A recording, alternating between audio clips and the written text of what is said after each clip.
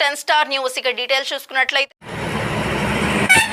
తిరుపతి జిల్లా డక్కిలి మండల పరిధిలోని కమ్మపల్లి గ్రామం నందు పాఠశాల ఆవరణం దగ్గరలో మెయిన్ రోడ్డు పక్కన పంచాయతీ బోర్ మోటార్ పైపు పగిలిపోయి గత సంవత్సరం నుంచి నీళ్లు పారుతూ నీళ్లు నిల్వ ఉండటం వల్ల పాచి పట్టిపోయి ఉన్నది. మరి ఈ పాచి పట్టుకొని నీళ్ల పైపుల ద్వారా ఇంట్లో వాడే తాగునీటిలో కలుస్తున్నాయి. దీనిని ప్రతిరోజు వెంబులూరు పంచాయతీ సెక్రటరీ సిబ్బంది చూసి చూడనట్లు వెళ్తున్నారు. కొద్ది రోజుల ముందు కమ్మపల్లి గ్రామంలో ఇంటి పన్నులు సేకరణకై పంచాయతీ సెక్రటరీ సిబ్బంది తిరుగుతూ పన్ను వసూలు చేస్తున్నప్పుడు దీన్ని చూసి కూడా పట్టినట్టు వివరించారు. దీని వలన స్కూల్ ఆవరణంలో ఉండటం కారణంగా మలేరియా, డెంగ్యూ లాంటి ప్రమాదకరమైన వ్యాధులు వ్యాపించే ఆస్కారం లేకపోలేదని గ్రామస్తులు వాపోతున్నారు. ఇప్పటికైనా అధికారులు స్పందించి తగు చర్యలను చేపట్టగలరు.